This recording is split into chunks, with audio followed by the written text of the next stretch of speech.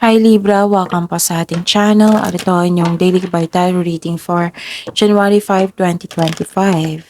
Please be reminded kung naka-resonate kayo, comment down. Kung hindi kayo naka-resonate, ibigay niyo po sa iba kasi general reading po ito. This is for you, Libra, ngayong January 5, 2025.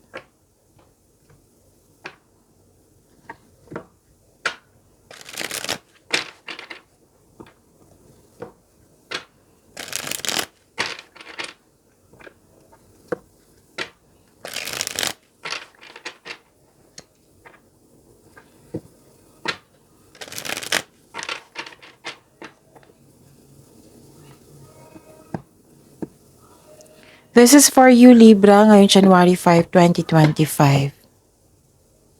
Maraming salamat po sa inyong patuloy na suporta at maraming salamat din po sa mga hindi nag-skip ng ads. Gamitin ang reading na ito bilang gabay lamang sa mga hindi pa nag-subscribe. Subscribe na po kayo at click bell notification para malaman nyo na may bago tayong video. Para sa mga gusto magpa-reading po, may lumabas dyan sa screen nyo ngayon. Panoorin nyo po, sundin ang instruction. Calling the attention sa mga suki ko dito ng Libra. Open na po ang inyong monthly gabay tarot reading for January 2025. May 6 months from now reading tayo at love life reading po. So message me for schedule Libra. Maraming salamat po. Spirits guide, mga ganap po para kay Libra. Ngayon January 5, 2025, I need 3 cards po.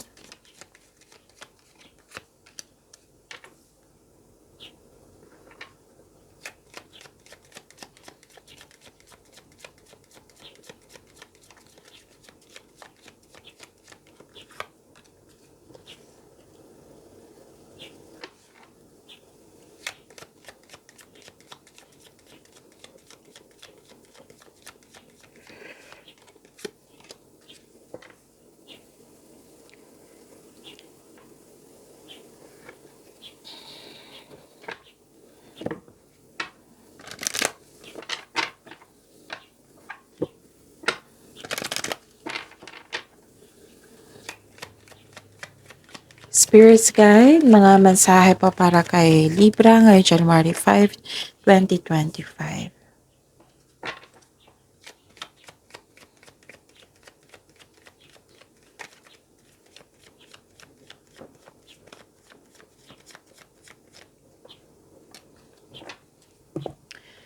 Okay, Libra. Ngayong January 5, 2025. Nakikita ko dito yung prosperity. Wow, Libra. Prosperity, may nag-uusap dito na isang grupo ng tao na I think meeting ito or reunion, celebration, special event, public event, pwedeng birthday, basta grupo ng tao. Na nakita ko rin dito na may ending with new beginning. May closure ako nakikita dito. May separation din ako nakikita dito. Pwedeng na nangyari nito sa nakaraan na naalala mo ngayon, naiisip mo ngayon. Pwedeng may magaganap din. Pwede din end of contract din ito. And pwede din nahirapan ka sa isang tao. Okay? Pwede nahirapan ka sa isang tao na sobrang, yung hindi madaling kausap or sobrang stricto. Nahirapan ka sa kanya pero tinulungan mo yung sarili dito na magkaroon ng laya, letting go at transformation. Kaya nga, this is ending with new beginning. Okay? May malaking influence ang isang lalaki sa araw na ito. Maaari siya yung nagbigay ng sakit ng ulo sa iyo or nagbigay ng happiness sa iyo. Okay, don't let pride get in your way. Okay? And the energy is gaining momentum. Spirits guide, ano po yung energy ni Libra ngayong January 5, 2025?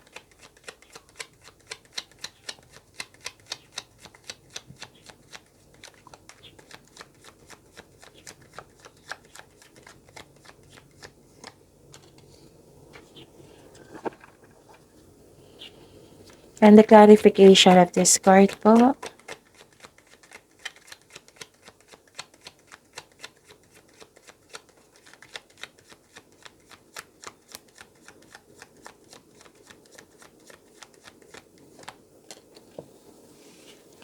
Okay, sa mga may oras dyan, kung gusto nyo po, panoorin nyo po yung 2025 tarot reading nyo.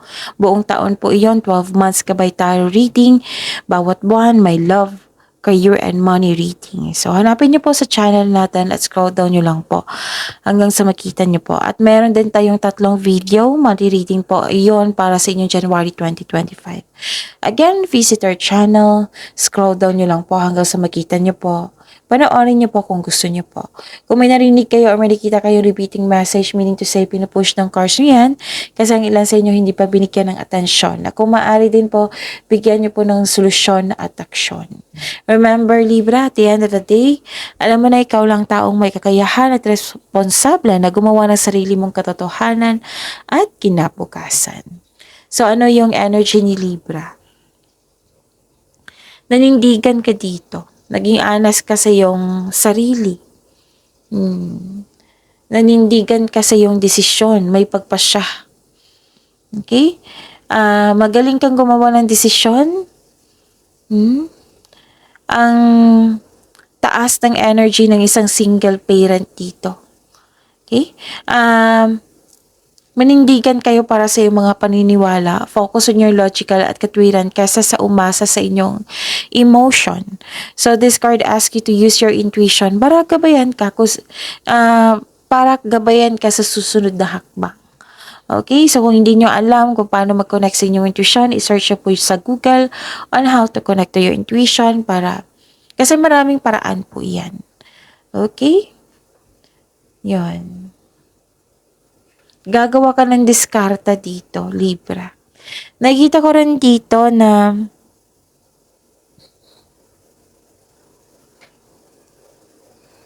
okay, may celebration ako nakikita dito. Parang hindi siya okay. Parang hindi kayo maka-attend. Kasi nga pwedeng busy kayo. Pwedeng hindi pa right time. Pwedeng may ginagawa pa kayo or you're not in the mood. Dalawang card kasi nagsabi dito na may celebration. From your oracle card to tarot card. So, ang sabi ng card dito, i-celebrate niyo po ito kung okay ka na. Kung bakante ka na. Kasi, to increase the flow of positive opportunities into your life. So, you deserve to celebrate your success. Okay?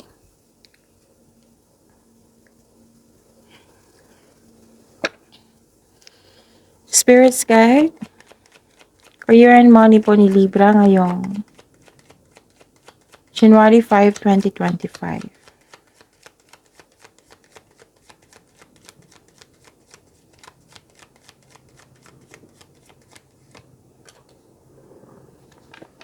And the clarification of this card po.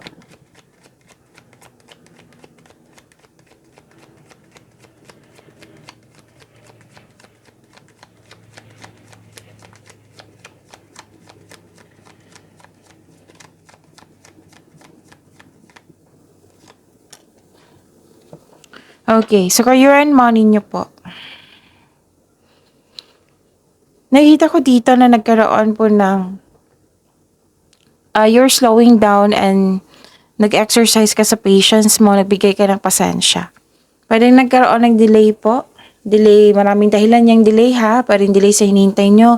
Delay sa paggawa ng aksyon kasi nagkaroon ng hesitation. Delay sa paggawa ng desisyon kasi may tutol, ganun. So, yun.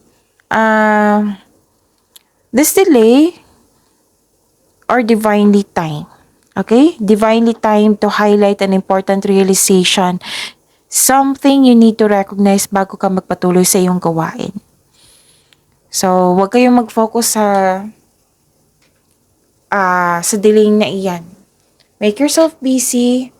Habaan ng pasensya. Huwag kayong mag-focus sa outcome. Okay? So, yun. And this is good kasi you're decided to slow down at magbigay ng pasensya pag-unawa. Okay? And nakita ko rin dito na nagkaroon po ng may pagbabago na nangyari. Lumabas siya sa oracle card nyo at sa tarot card nyo. Pero, some of you, you're clinging to the past. Pwedeng hindi kayo naka-move on sa mga nangyari. Naalala mo yung nakaraan. Pwede din may nagbago na, pero you are refusing to change. Parang hindi mo lubusang tanggap yung mga pagbabago. Okay? So, nag-clarify siya ha, from your oracle cards to tarot card. Na parang nilalaban mo ang pagbabago, natatakot ka sa changes, ayaw mo mag-move on, gusto mong bumalik sa nakaraan. Okay? So, yun. Ending the situation means new opportunity is coming. A new beginning. It might be uncomfortable kayo, pero this card tells you na let go and trust the universe and yourself. Kumbaga, swift change brings you new beginnings. Okay? So, yun. Ano pa?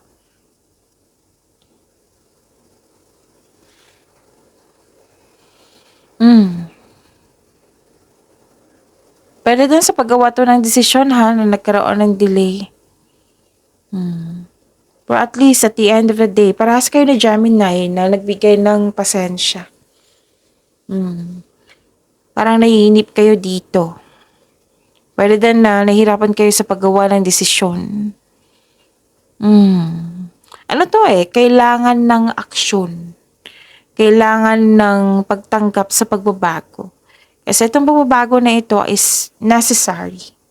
Okay, necessary change ito. Okay, ano pa? Something you need to something na you need to recognize bago ka magpatuloy. Ang delay po ay, kung sa hinihintay niyo po ito na delay, hindi naman yan cancel. Okay? Matutuloy din yan. Ano pa?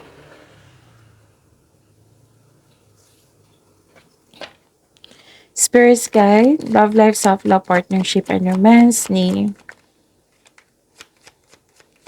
Libra ngayong January 5, 2025.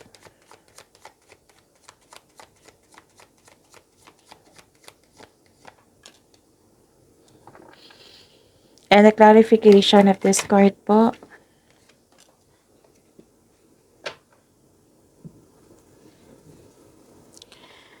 Maraming salamat po sa patuloy na tiwala at suporta sa ating channel. At maraming salamat din po sa mga hindi nag-skip ng ads.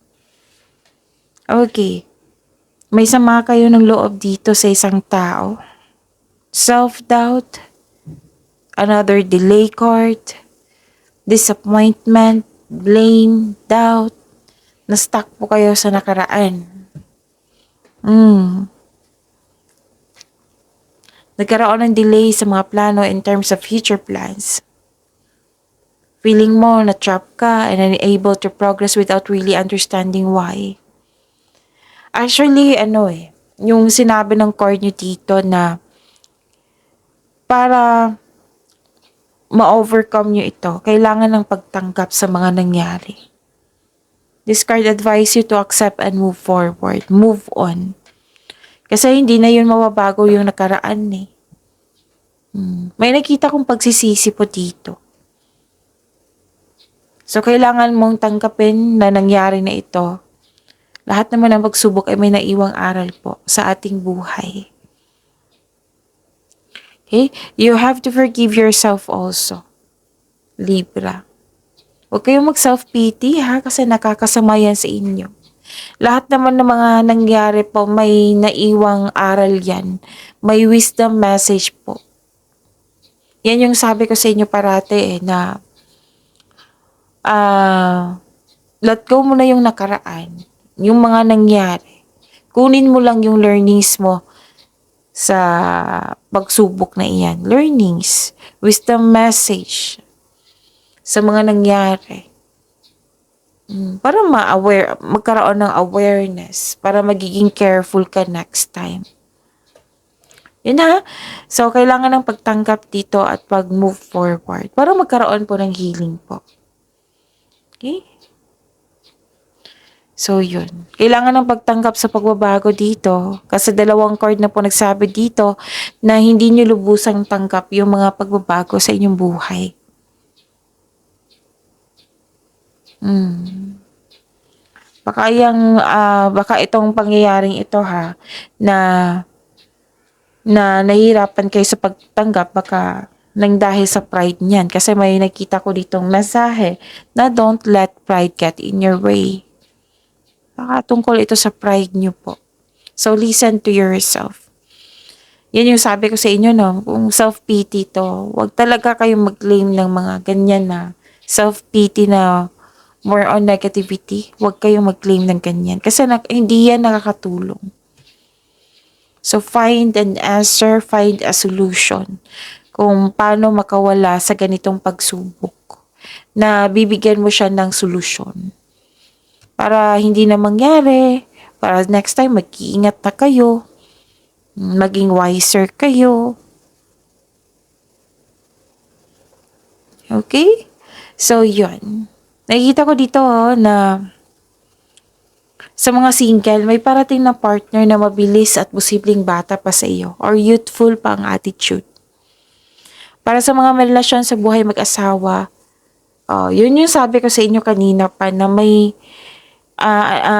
celebration. Pwedeng monthsary, anniversary celebration. Basta any kind of celebration. 3 card na nagsabi po niyan. Pero din sa buhay mag-asawa to na sa mga may relasyon na inaalala mo yung dati nyong ugali, na immature pa kayo, now matured na kayo, na marami na kayong na-overcome, marami kayong natutunan, na-appreciate nyo yung transformation ng inyong pagsasama.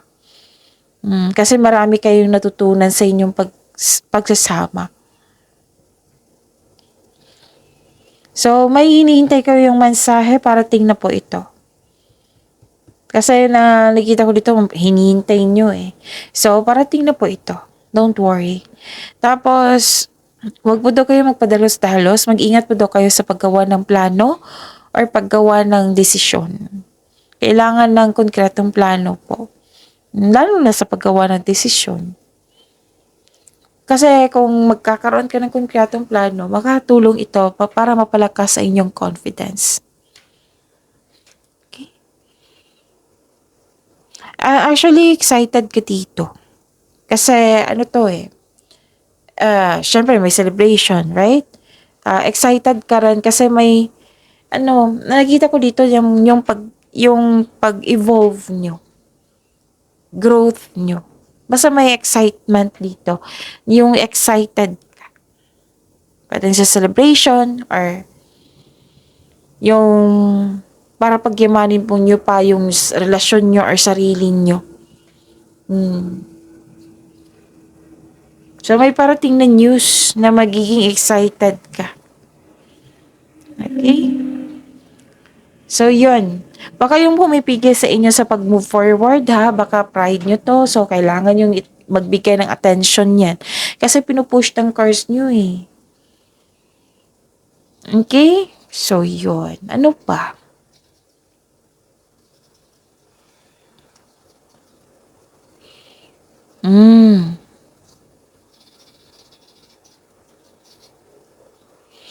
Ang lakas talaga ng dito, ng power ng energy ng isang single parent.